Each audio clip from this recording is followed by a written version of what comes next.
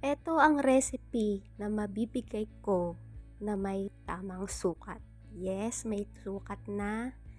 May 2 cups of water, half cup ng brown sugar.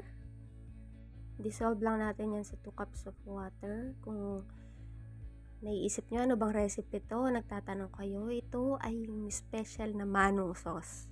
Yung fishball sauce na gustong gusto natin. Kaya may sukat kasi ito yung sukat na yung lasa ay yung gustong gusto kong lasa niya. So walang kapalit yung lasa nung recipe na to, kaya may sukat. Kaya tignan nyo, may mga measuring cups pa ako, tsaka measuring spoons. To, maglalagay tayo ng 1 tablespoon ng cornstarch.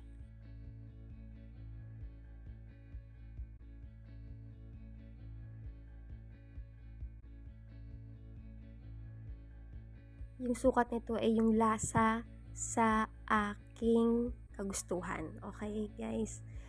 Kung maluto nyo to, tapos may gusto kayong i-adjust nyo na lang po. Pero ito, yung pinaka malapit at tamang-tamang timpla ng manong sauce or fishball sauce.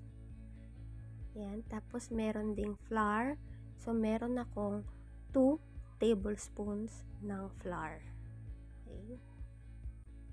I-dissolve lang natin yan sa tubig.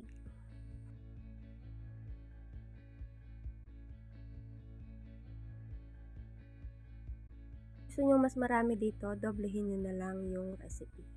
Then, maglalagay tayo ng toyo. So, 1,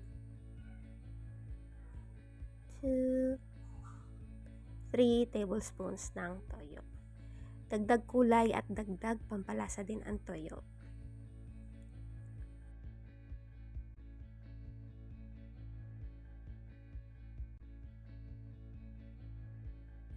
Dissolve lang natin lahat at simutin ang cornstarch and flour.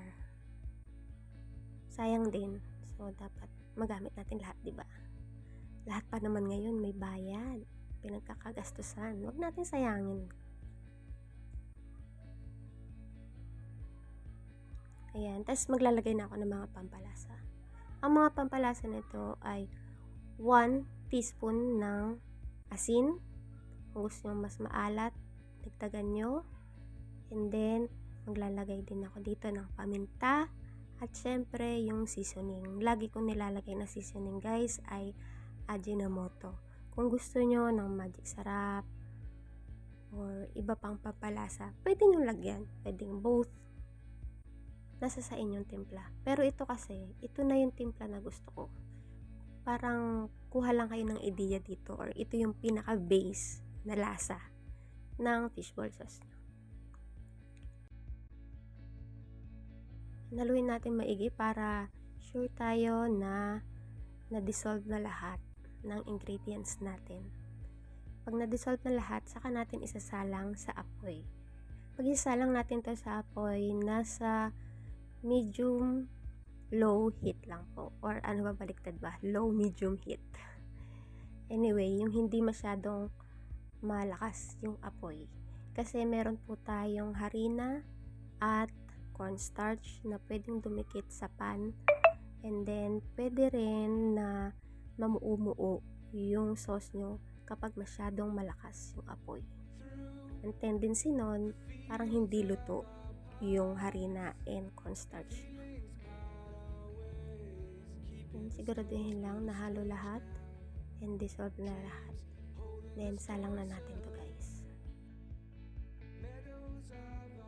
Pag salang nyo, continuous lang yung paghalo kasi nga meron siyang cornstarch and flour. At kapag hindi natin hinalo, mamumuo-muo siya sa ilalim ng inyong kasirola, pan, or kaldero na gamit. Antayin natin kumuluto para maluto yung cornstarch and yung flour. And then, kapag kumukulo na rin kasi yung ating sauce, yung mga lasa niya mag-i-incorporate lahat. Maghahalo-halo na lahat. Yun na yung totoong lasa ng sauce natin. Luto na. And then, kapag kumukulo na, ilalagay na natin yung medium size na sibuyas and then 4 cloves ng garlic. 4 cloves, hindi 4 na buo.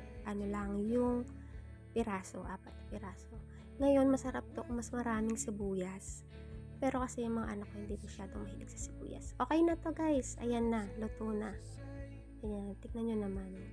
Kung ayaw nyo ng ganyan ka dark yung kulay, pwede nyo bawasan yung toyo. Kasi may brown sugar na rin naman tayo. Ayan na yung aming merienda for that day. So, late ko tong i-upload. Naluto ko na yan. For sure, may sa mga nakita na ng my day ko or yung post ko, meron akong post nito nung kumakain kami. Again, hindi maanghang yung luto ko kasi may mga anak ako nakakain.